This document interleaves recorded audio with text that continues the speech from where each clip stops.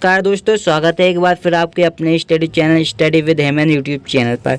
तो आज हम आपको सॉल्यूशन बताने वाले हैं रिवीजन टेस्ट 2020-21 का। सब्जेक्ट है हमारा साइंस विज्ञान कह सकते हैं, और जो क्लास है हमारी क्लास है 9वीं यानी कि क्लास 9th। तो इसका हम सॉल्यूशन करेंगे फुल। तो वीडियो को लास्ट तक जरूर देखें और चैनल पर पहली बार आए तो सब्सक्राइब जरूर करें। चलिए आज सॉल्यूशन कर लेते हैं। यहाँ पर देख सकते हैं पहला क्वेश्चन है कोशिका का पावर हाउस है। तो हमें कोशिका का पावर हाउस पूछा गया है। ऑप्शन है माइटोकॉन्ड्रिया, प्लास्टिक, अंतर्द्रव्यी जालिका या इनमें से कोई नहीं। तो जो कोशिका का पावर हाउस होता है उसे हम माइटोकॉन्ड्रिया कहते हैं। कोशिका का पावर हाउस या हाउस पावर भी हम इसको बोलते हैं, हाउस पावर। तो इसका राइट आंसर हो जाएगा माइटोकॉन्ड्रिया। दूसरा है निम्नलिखित में से कौन सा रासायनिक परिवर्तन है? बर्फ का पिघलना, दूध से दही का बनना, बादल का बनना या इनमें से कोई नहीं। तो जो दोस्तों जो बर्फ पिघलती है तो बर्फ पिघलने के बाद क्या जल बनती है। तो जो यही परिवर्तन होता है भौतिक परिवर्तन होता है, जबकि हमसे पूछा गया है कि रासायनिक परिवर्तन कौन सा है। तो रासायनिक परिवर्तन होता है दूध से दही का बनना। जब दूध होता है, दूध से जब दही बनता है तो यह एक प्रकार का रासायनिक परिवर्तन होता है। ठीक है, किस प्रकार का रासायनिक परिवर्तन होता है। तीसरा है हमारे पास कि कार्य करने की क्षमता को कहते हैं ऊर्जा कहते हैं, कार्य कहते हैं, शक्ति कहते हैं, ऊष्मा कहते हैं। दोस्तों अगर आपको आंसर नहीं आता तो आप एक काम कीजिए, सबसे पहले आप सोच लीजिए कि कौन सा आंसर नहीं हो सकता। तो कार्य करने की क्षमता को कार्य तो हम नहीं कह सकते। अगर आपको परिभाषा आपने पढ़ी होगी, कार्य करने की क्षमता को हम क्या ऊर्जा कहते हैं। ठीक है, ऊर्जा। तो इसका राइट आंसर क्या हो जाएगा? कार्य करने की क्षमता को हम ऊर्जा कहते हैं। चलिए नेक्स्ट क्वेश्चन की तरफ आगे बढ़ते हैं। तो दोस्तों अब नेक्स्ट क्वेश्चन देख लेते हैं। नेक्स्ट क्वेश्चन है हमारा त्वरण का एसआई मात्रक है metre second inverse, metre second या मीटर सेकेंड इनवर्स 2 या मीटर। जो त्वरण का एसआई मात्रक होता है वो होता है मीटर सेकेंड इनवर्स 2 यानी कि MS इनवर्स 2।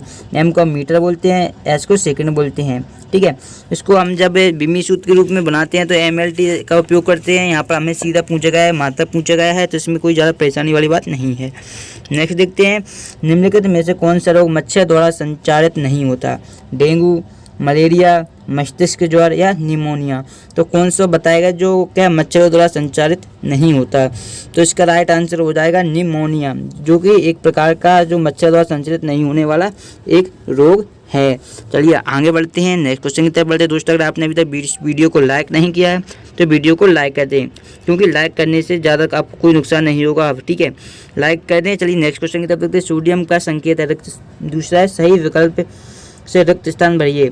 तो सोडियम का संकेत है, तो सोडियम का संकेत आपको पता ही होगा Na होता है। ठीक है, N कैपिटल और स्मॉल a छोटा। ठीक है, सोडियम का संकेत होता है। दूसरा है हमारा खालिस्तान में द्वार कोशिकाएं होती हैं। तो दोस्तों इसका जो आंसर है अभी कंफर्म नहीं है मुझे, जब कंफर्म हो जाएगा तो मैं आपको कमेंट बॉक्स में पिन करके बता दूंगा।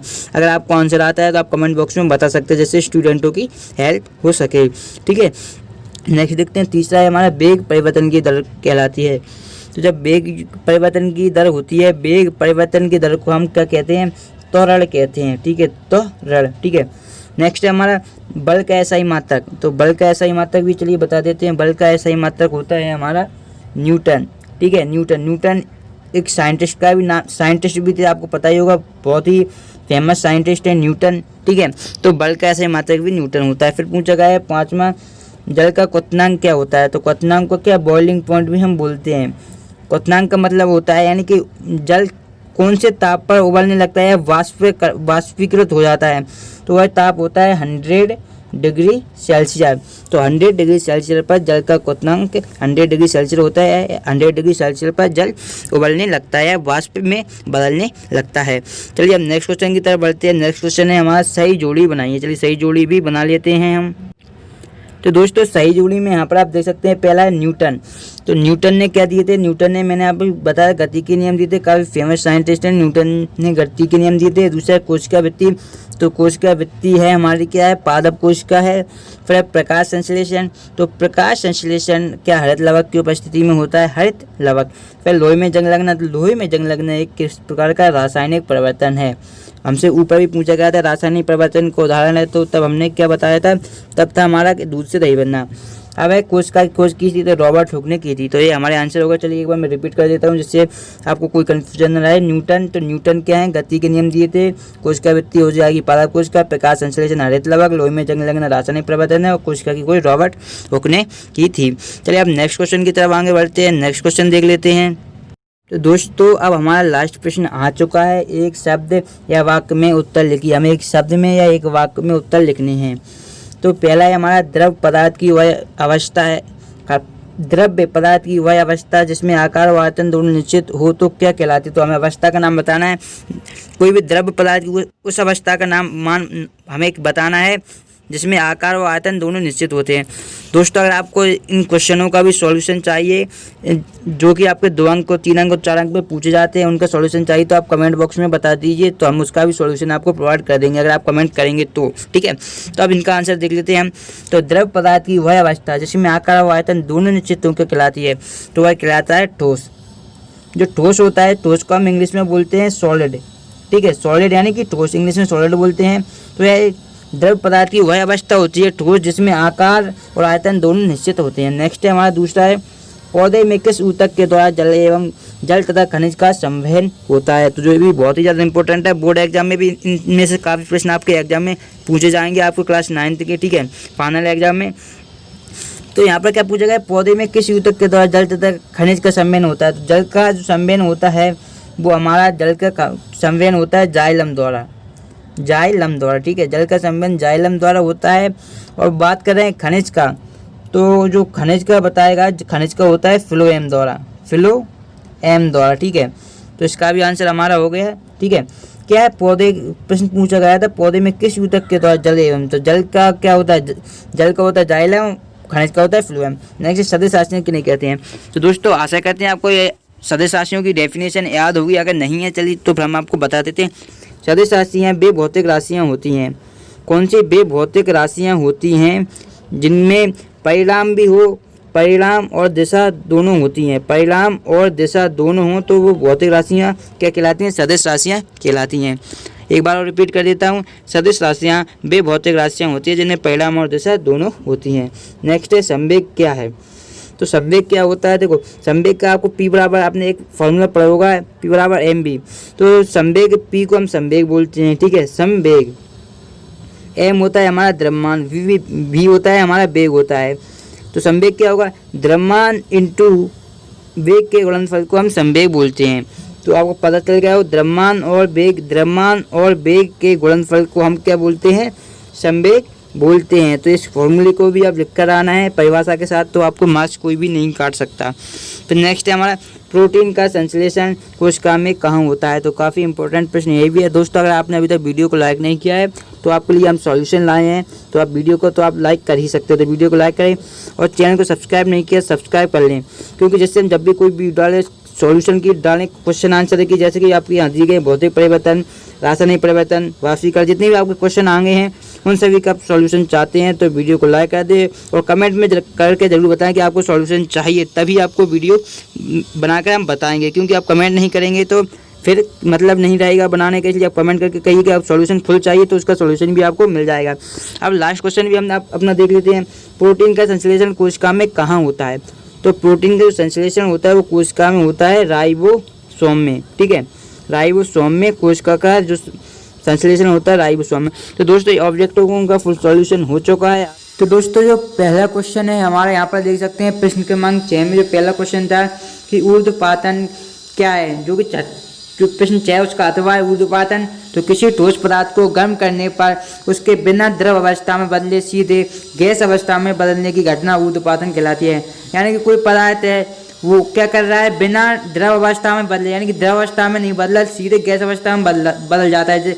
ठोस कोई पदार्थ है द्रव में न बदल के सीधे गैस में बदल रहा है तो उसे हम क्या, उस क्रिया को हम ऊर्ध्वपातन कहते हैं, ठीक है। और जो छठा था हमारा यह तो छठे का अथवा है, छठा प्रश्न था वाष्पीकरण क्या है। तो किसी द्रव का उसके क्वथनांक से नीचे तापमान पर स्वतः ही वाष्प में बदलने की घटना वाष्पीकरण कहलाती है। चलिए इसको आप देख लीजिए, अच्छी तरीके से स्क्रीनशॉट ले लीजिए, अगर चाहें तो आप इसका स्क्रीनशॉट लेकर अपनी कॉपी में लिख सकते हैं। चलिए मैं आपको नेक्स्ट क्वेश्चन बता देता हूं। दोस्तों अगर आपको वीडियो पसंद आ रही है तो वीडियो को लाइक कर दें। अगर आप वीडियो को 100+ लाइक कर देंगे तो मैं इसका जो अंक 3 के भी आपको सॉल्यूशन बना दूंगा। तो आपका टारगेट है 100+ लाइक का। चलिए नेक्स्ट देख लेते हैं।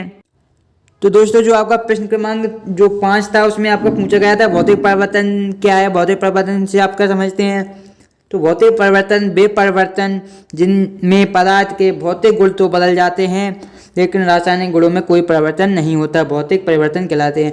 यानी कि भौतिक परिवर्तन में भौतिक गुण क्या होते हैं, भौतिक गुणों में बिल्कुल भी भौतिक गुण बदल जाते हैं भौतिक परिवर्तन में, जबकि रासायनिक गुणों में कोई परिवर्तन नहीं होता, उसे हम भौतिक परिवर्तन कहते हैं। ठीक है, उसके बाद आप देखते हैं, उसके बाद देख लेते हैं रासायनिक परिवर्तन। तो रासायनिक परिवर्तन क्या होते हैं, यहाँ पर आप देख सकते हैं रासायनिक परिवर्तन वे परिवर्तन जिसमें पदार्थ के रासायनिक गुणों में आमूल चूक परिवर्तन हो जाता है तथा नया पदार्थ बनता है, रासायनिक परिवर्तन कहलाता है। तो दोनों की डेफिनेशन हो गई। चलिए नेक्स्ट क्वेश्चन की तरफ पढ़ते हैं शीघ्रता से।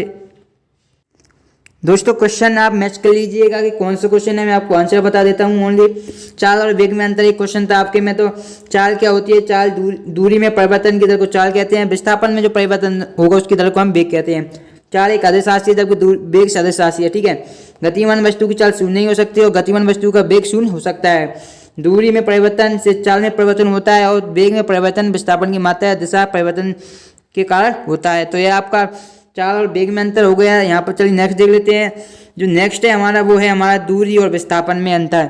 तो दूरी और विस्थापन में भी अंतर यहाँ पर देख लीजिए। गतिमान वस्तु के द्वारा किसी निश्चित समय में तय की गई मार्ग की लंबाई को दूरी कहा जाता है, जबकि जो डिस्टेंस होता है, जो डिस्प्लेसमेंट होता है, विस्थापन किसी निश्चित दिशा में दो बिंदुओं के मध्य तय की गई लंबवत या न्यूनतम दूरी को विस्थापन कहते हैं। इसके और पॉइंट देख सकते हैं। दूरी एक सदिश राशि है, दूरी है क्या सदिश राशि है, जबकि विस्थापन एक अदिश राशि है। ठीक है, किसी वस्तु द्वारा तय की गई मार्ग पर दूरी निर्भर करती है और किसी वस्तु द्वारा तय की गई मार्ग पर विस्थापन निर्भर नहीं करता। ठीक है, इसके बाद है दूरी सदैव धनात्मक होती है, क्या धनात्मक होती है, जबकि विस्थापन धनात्मक है, शून्य भी हो सकता है। इसके अलावा एक अंतर यहाँ पर देख सकते हैं, सारे अंतर आप जितने चाहें लिख सकते हैं। चलिए नेक्स्ट क्वेश्चन की तरफ आगे बढ़ते हैं। दोस्तों एक क्वेश्चन आपके में पूछा गया था कि संवेग संरक्षण का सिद्धांत, संवेग संरक्षण का नियम क्या है। तो यदि किसी वस्तु पर आरोपित सभी बलों का मान शून्य है तथा अर्थात परिणामी बल का मान शून्य है तो उस वस्तु का संवेग का मान स्थिर रहता है, इसी को संवेग संरक्षण का नियम कहते हैं। अर्थात कुल परिणामी बल है बराबर 0 तो संवेग बराबर स्थिरांक, यही संवेग संरक्षण का नियम है। दोस्तों इस प्रकार से आपको संवेग संरक्षण का नियम लिखना है। दोस्तों वीडियो लाइक नहीं किए तो लाइक कर दे, लाइक का टारगेट आपका 100 है। अगर आप 100 लाइक कर देंगे तो इसका अंक 3 का भी आपको सॉल्यूशन बहुत ही जल्द मिल जाएगा। 100 लाइक तो आपको करना पड़ेगा। ठीक है, दोस्तों इसके अलावा जो हमारा जो एक प्रश्न पूछा गया था अंक 2 में गति का द्वितीय नियम क्या है। तो वस्तु के संवेग में परिवर्तन की दर उस पर लगाए गए बल के यानी डायरेक्टली प्रोपोर्शनल होता है, अनुक्रमानुपाती को इंग्लिश में बोलते हैं। बल के अनुक्रमानुपाती होता था। संवेग परिवर्तन आरोपित बल की दिशा में ही होता है, अर्थात उस दिशा में होता है जिस दिशा में बल कार्य करता है। तो यह गति का द्वितीय नियम है जो कि आप में पूछा गया था क्वेश्चन में। ठीक है, तो इस प्रकार से आपको आंसर देना है।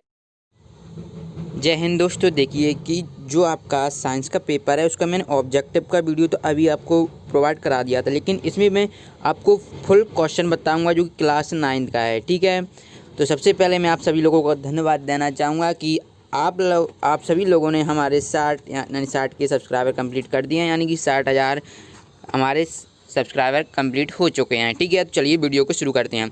देखिए ये तो मैंने अगर आपको जिन लोगों को ये पता नहीं कि ऑब्जेक्टिव की, तो मैं लिंक दे दूंगा डिस्क्रिप्शन बॉक्स में, वहाँ से आप चेक कर लीजिएगा। ठीक है, इस वीडियो में तो मैं आपको ओनली क्वेश्चंस के आंसर बताऊंगा। बहुत सारे कमेंट आ रहे थे। ठीक है, तो चलिए शुरू करते हैं वीडियो को। तो फर्स्ट क्वेश्चन आपका जो दिया हुआ है कि भौतिक परिवर्तन किसे कहते हैं, एक उदाहरण देना आपको। ठीक है, और इसके बाद एक रासायनिक परिवर्तन किसे कहते हैं, इसका भी आपको उदाहरण देना। चलिए मैं दोनों का आंसर आपको बता देता हूँ। तो यहाँ पर भौतिक परिवर्तन देख सकते हैं आपकी वे परिवर्तन जिनमें पदार्थ के भौतिक गुण तो बदल जाते हैं लेकिन रासायनिक गुण में कोई परिवर्तन नहीं होता, भौतिक परिवर्तन कहलाते हैं। इसके एग्जांपल मैंने इसलिए यहाँ पर नहीं लिखे हैं कि जो कि आपके क्वेश्चन था ऑब्जेक्टिव में दिया हुआ था। देखिए दूध का जो दही बनता है वो तो रासायनिक परिवर्तन होता है, और जो फर्स्ट ऑप्शन था आपका वो भौतिक परिवर्तन था और जो सेकंड रासायनिक, तो आप भौतिक का फर्स्ट वाला कर देते और सेकंड का रासायन, तो वहाँ से आप लिख लीजिएगा। ठीक है, चलिए अब क्वेश्चन जो कि नेक्स्ट है अब वो देख लेते हैं हम लोग।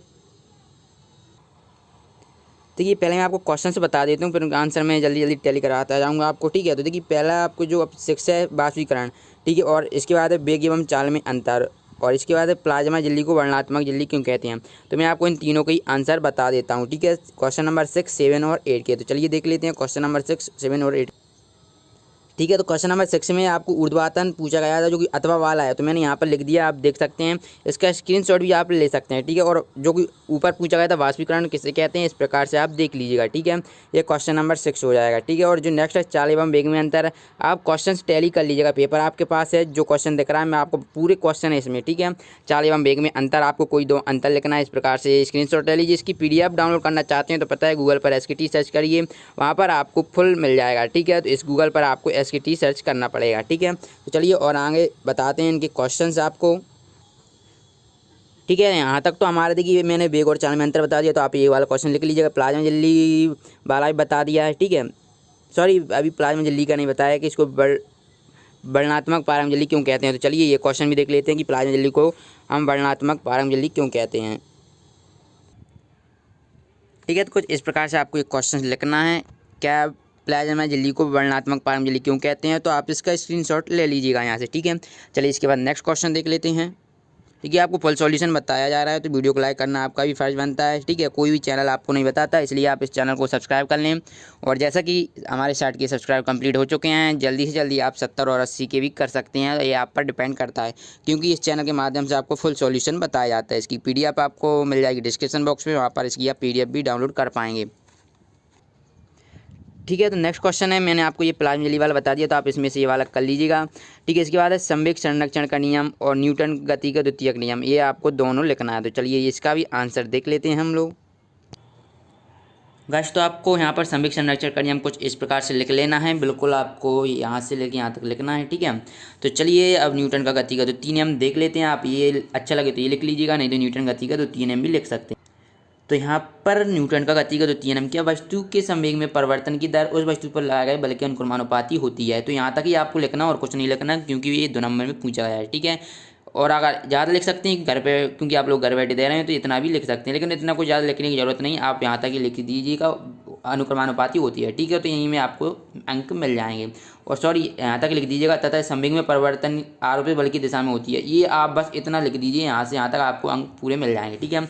चलिए आप पेपर में देख लेते हैं नेक्स्ट क्वेश्चन, ठीक है। तो नेक्स्ट क्वेश्चन है, देखिए पहले मैं लाइसोसोम को आत्मघाती तैलीय कहने से पहले आपको ये बता देता हूँ, ये बहुत ही सिंपल है, आप आसानी से कर सकते हैं। क्या है कि मैग्नीशियम क्लोराइड का आपको सूत्र लिखना है, तो क्या MgCl2, ठीक है। इसका कैल्शियम क्लोराइड CaCl2, ठीक है।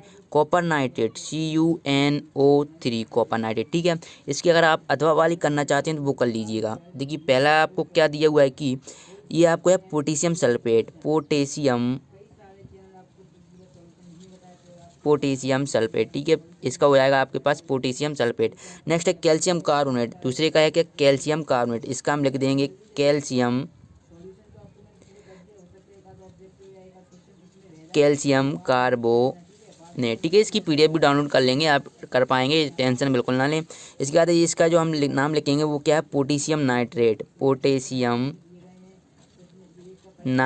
ठीक है। तो यहाँ पर आपको लिख देना है पोटेशियम नाइट्रेट। चलिए अब स्टार्ट करते हैं, ये तो आपका हो गया। अब बच रहा अभी जो क्वेश्चन है, लाइसोसोम को आत्मघाती तैलीय क्यों कहते हैं, ठीक है। और ये आपका है कि पदार्थ की 3 अवस्थाओं में अंतर, यानी कि पदार्थ की 3 अवस्थाएं क्या होती हैं, ठोस द्रव गैस में। आपको साथ में क्वेश्चन के आंसर तीनों के टैली करवा दूंगा, और लाइसोसोम के 3 कार्ड, ठीक है। चलिए तीनों के आंसर हम देख लेते हैं एक साथ, ठीक है। बस आपको क्वेश्चन देखकर आंसर लिखना है आपकी कॉपी में, ठीक है। चलिए तो दोस्तों पहले मैं आपको आंसर बता देता हूं, जो कि आपको जो कि आपको द्रव्य की 3 अंतर लिखना था। क्या द्रव का क्वेश्चन आप टैली कर लीजिएगा पेपर में से। तो द्रव 3 प्रकार के होते हैं, पहला होता है ठोस, दूसरा द्रव और तीसरा गैस। तो यहाँ से आप बिल्कुल आंसर बिल्कुल लिख दीजिएगा, बिल्कुल करेक्ट देख सकते हैं। चलिए इसके बाद नेक्स्ट क्वेश्चन देख लेते हैं। क्वेश्चन 10 है, लाइसोसोम को आत्मघाती तैलीय क्यों कहते हैं। देखिए ऊपर नीचे मैं क्वेश्चन बता रहा हूँ, आप टैली कर लिख लीजिएगा पेपर में। लाइसोसोम को आत्मघाती तैलीय आप यहाँ से इतना पूरा लिख दीजिएगा, आपको फुल मार्क्स मिल जाएंगे। चलिए और क्वेश्चंस देख लेते हैं।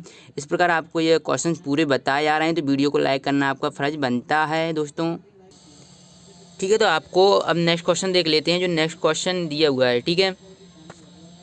तो नेक्स्ट क्वेश्चन क्या है, हृदय पेशी। देखिए मैं आपको रंध्र की कार बताऊंगा, बहुत ही सिंपल क्वेश्चन है, और ओनली आपको 3 ही बताना है, ठीक है। 3 अंक का है, तो वो और हृदय पेशी का आप चित्र बनाएं, कहीं चित्र में थोड़ा बहुत ऊपर नीचे हो गया तो आप रंध्र की कार लिख दीजिए, रंध्र क्या है और इसके कार है, ठीक है। तो चलिए इसको बताते हैं गाइस। तो यहाँ पर आपको रंध्र की कार तो आप यहाँ से आसानी से लिख सकते हैं, 3 गैसों का आदान प्रदान का वाष्पोत्सर्जन करना, ठीक है, वाष्पोत्सर्जन करना दोनों हैं। और एक आपको रंध्र का क्वेश्चन पूछा गया, रंध्र किसे कहते हैं, तो ये अभी आपको बताना है, ठीक है। तो ये ये मैं आपको वेबसाइट जब आप गूगल पर सर्च करेंगे PDF में आपको मैं प्रोवाइड करा दूंगा, ठीक है। मुझे ध्यान नहीं रहा है, ठीक है, तो टेंशन बिल्कुल ना लें आप लोग। चलिए इसके बाद नेक्स्ट क्वेश्चन देख लेते हैं।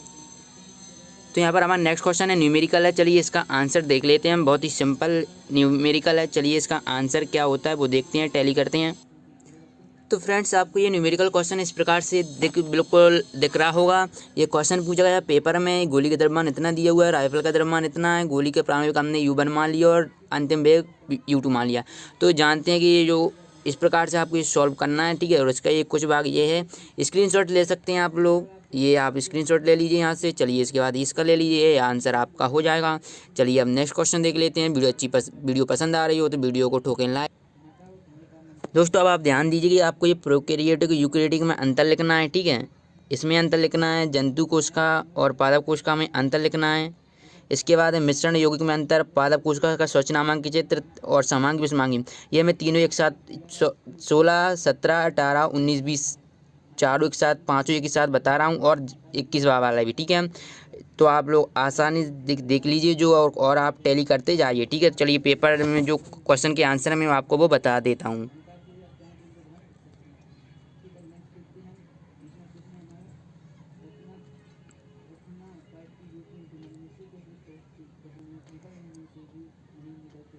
गाइस क्वेश्चन ऊपर नीचे हो सकते हैं, आप टैली कर लीजिए, आपके पास पेपर तो होगा ही। देखिए ये यहाँ पर आप PDF डाउनलोड करेंगे तो इसमें मैं बिल्कुल क्रमबद्ध से जमा दूंगा, ठीक है। ये आपको जंतु कोशिका का डायग्राम बनाना है, ठीक है। इसके बाद चलिए नेक्स्ट देख लेते हैं। ये आपका पादप कोशिका का हो जाएगा इस प्रकार से, ठीक है। ये आपका क्या हरित लवक यानी पादप कोशिका का ये डायग्राम हो गया इसके प्रकार, ठीक है, इस प्रकार। और यह है आपका मिश्रण और यौगिक में अंतर। चलिए मैं ये ऐसे आपको सही से नहीं दिखेगा तो इसको पहले मैं क्रॉप कर देता हूँ।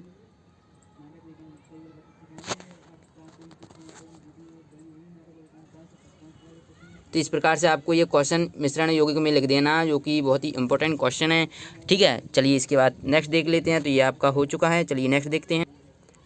तो गाइस गति के नियम जो कि प्रथम V बराबर U प्लस AT को आपको सिद्ध करना था, कुछ इस प्रकार से आप लोग सिद्ध कर लीजिएगा, ठीक है। V बराबर U प्लस AT, इसका प्रारंभ वेग इतना है, अंतिम वेग इतना है। पहला त्वरण क्या होता है, वेग में परिवर्तन बटे समय अंतराल। इस प्रकार से आप ये लिख दीजिए। दोनों में से कोई सा एक लिखना है, इसके अथवा में ये आयता गति का दूसरा नियम S बराबर UT प्लस 1/2 AT स्क्वायर, ठीक है। तो दोनों में से कोई सा आप लिख सकते हैं, ठीक है। इसके लास्ट क्वेश्चन का मैं आंसर आपको अभी मुझे मिला नहीं है, अगर मिल जाएगा तो मैं PDF में अपलोड कर दूंगा। जब आप गूगल पर SKT सर्च करते हैं तो गूगल पर SKT सर्च करने के साथ साथ class 9th revision test science search कर लीजिएगा, तो जो आपको फुल क्रमबद्ध तरीके से आपको इसकी PDF मिल जाएगी। तो ज़रूर गूगल पर SKT सर्च करें। वीडियो पसंद आए तो लाइक करें, चैनल को सब्सक्राइब करना आपका फ़र्ज बनता है, क्योंकि ऐसे ही हम आंसर आपको प्रोवाइड कराते रहते हैं। धन्यवाद दोस्तों और थैंक यू सो मच, आपने हमारे साइट के सब्सक्राइबर कंप्लीट करवा दिए हैं। Bye bye.